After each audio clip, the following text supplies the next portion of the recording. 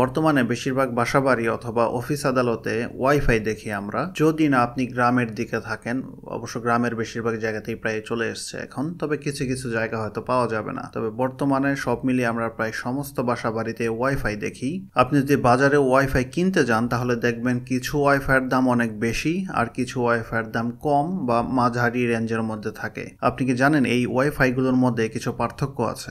যেরকমটা আমরা কম্পিউটারের প্রসেসরের মধ্যে দেখি জেনারেশন বাই জেনারেশন পার্থক্য, ঠিক তেমনটা ওয়াইফাইয়ের ক্ষেত্রেও আছে। আপনার বাসার ওয়াইফাইটা যদি খুব বেশি দামি না হয়ে থাকে তাহলে খুব সম্ভবত এইটা সেকেন্ড জেনারেশন ওয়াইফাই। আর যদি একদম বেসিক প্রাইসের মধ্যে আপনি কিনে থাকেন তাহলে সম্ভবত ফার্স্ট জেনারেশনও হতে পারে, কারণ এইগুলো এখনও মার্কেটে অ্যাভেলেবল।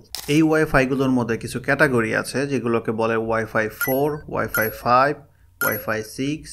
এগুলো এক একটা জেনারেশন ক্যাটাগরি। তো কিভাবে এই জেনারেশনগুলো কাজ করে এবং এদের মধ্যে বেসিক কি পার্থক্য সেই ব্যাপারগুলো নিয়ে আমরা আজকে কথা বলবো এই ভিডিওতে। আচ্ছা, শুরুর আগে একটু অতীতের দিকে যাই। আপনাদেরকে মনে আছে সেই সময়ের কথা যখন ওয়াইফাইয়ের সিগন্যাল পেতে হলে আপনাকে বাড়ির একটা নির্দিষ্ট জায়গায় দাঁড়াতে হতো বা অবস্থান করতে হতো, যেখানে সিগন্যাল পাওয়া যেত একটু ভালো, অথবা হুট করে কেউ দরজা বন্ধ করে দিলে দরজার বাইরের মানুষের ওয়াইফাই ডিসকানেক্ট হয়ে যেত অল্প সময়ের জন্য। উপস, আমাদের দেশে তো এখনও অনেক মানুষ ওয়াইফাই 4 ব্যবহার করে। তারপর আসলো ওয়াইফাই 5। ওয়াইফাই 5 এসে এই সমস্ত সমস্যাগুলো ঠিক করে দিল। আজ আমরা দ্বিতীয় প্রজন্মের ওয়াইফাইয়ের লড়াই দেখব ওয়াইফাই 4 এবং ওয়াইফাই 5 এর মধ্যে। কিভাবে তারা আমাদের ইন্টারনেট ব্যবহারের ধরনকে পাল্টে দিয়েছে এবং কেন তারা আদৌ গুরুত্বপূর্ণ। চলুন শুরু করা যায়। আচ্ছা, শুরুতেই একটু বেসিক নিয়ে কথা বলি। ওয়াইফাই 4 শুরু হয়েছিল 2009 সালে এবং সেই সময় এটা ছিল এমন যেন আপনি একটি নতুন সাইকেল পেয়েছেন। তখনকার তুলনায় ওয়াইফাই 4কে বেশ দ্রুত এবং ফাস্টই মনে হতো, কিন্তু এখন পেছনে ফিরে দেখলে মনে হয় ওয়াইফাই 4 ছিল অনেক বড় কিছুর একটা শুরু মাত্র। এটা দ্রুত গতি, আরও বেশি রেঞ্জ এবং আরও বেশি ডিভাইস সংযোগ করার মতো সুবিধা নিয়ে আসলো। কিন্তু কিছু সমস্যাও ছিল। এইচডিতে নেটফ্লিক্স দেখা সম্ভব, তবে দুইটা ডিভাইস একসাথে এইচডি স্ট্রিমিং চিন্তার বিষয়।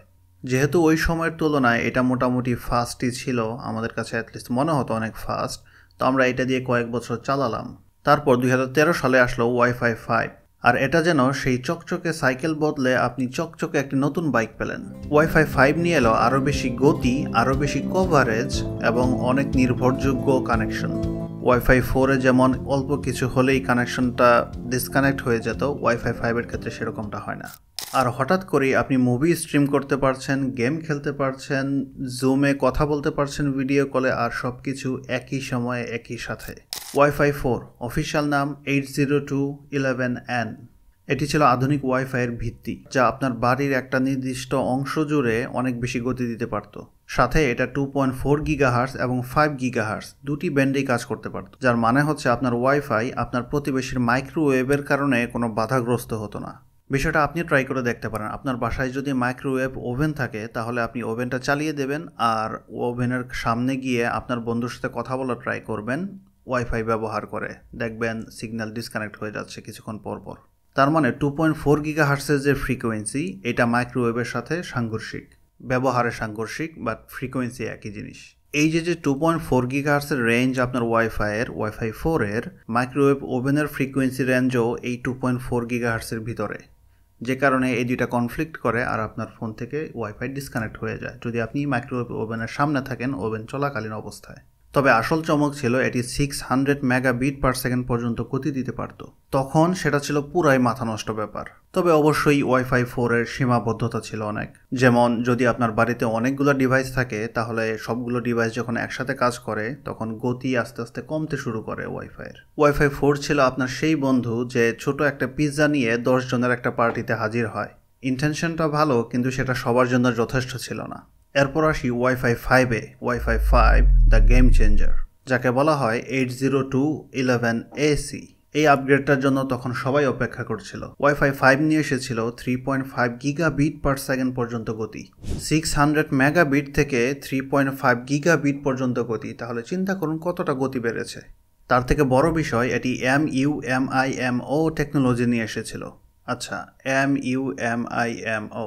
MU-MIMO, আচ্ছা, এটার ফুল মিনিং হচ্ছে multi user, multi input, multiple output, যার মানে হচ্ছে আপনার রাউটার এখন অনেকগুলো ডিভাইসের সাথে কানেক্ট হতে পারবে। বাড়িতে আর ওয়াইফাইয়ের যুদ্ধ হবে না যে কে সব থেকে বেশি ইন্টারনেট ব্যবহার করছে এটা নিয়ে।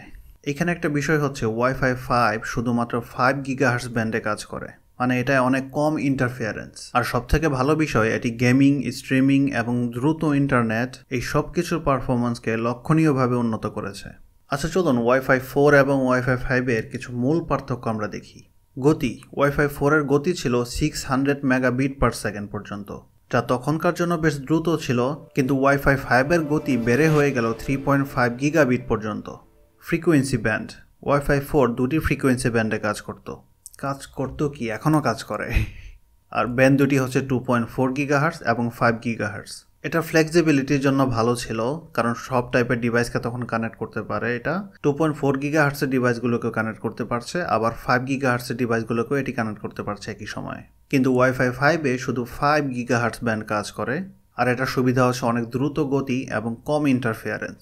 আর ওয়াইফাই 5ই মিমো এই টেকনোলজিটা নিয়ে আসলো, যা দিয়ে এটা একসাথে অনেকগুলো ডিভাইস সামলাতে পারে। ওয়াইফাই 4টা এমন যেন ভাঙ্গা একটা ব্রিজ দিয়ে শুধুমাত্র একই সময়ে একটা গাড়ি পার হতে পারে।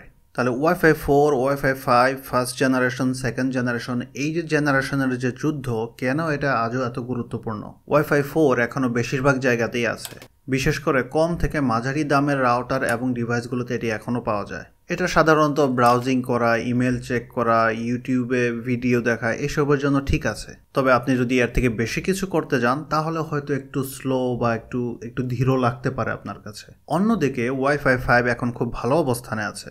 দামি রাউটারগুলোর প্রায় সবাই এখন ওয়াইফাই 5 ব্যবহার করে, এবং অনেকের জন্য এটি গেমিং করা, স্ট্রিমিং করা অথবা রিমোট কাজ করার জন্য যথেষ্ট।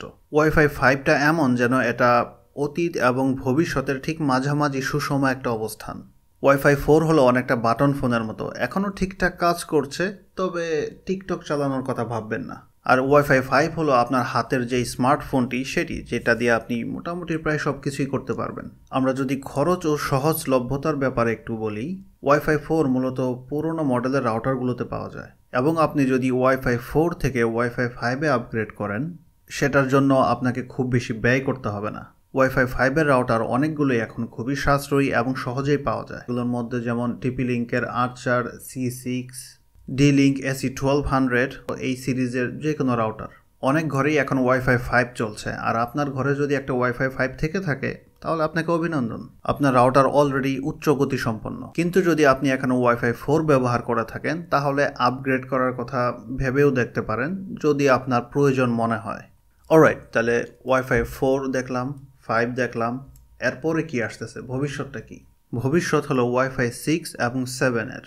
এই নতুন সংস্করণগুলো আরও দ্রুত গতি এবং আরও ভালো ডিভাইস ম্যানেজমেন্ট সিস্টেম নিয়ে আসতেছে। আর অবশ্যই এগুলোতে লেটেন্সি বা যেটাকে পিং বলে চিনে অনেকে, সেই লেটেন্সি অনেক কম থাকবে। তো বেশিরভাগ জায়গাতেই ওয়াইফাই 4 পাওয়া যায়, প্লাস এখন ওয়াইফাই 5 আসা শুরু হয়েছে, মোটামুটি মার্কেটে অ্যাভেলেবল।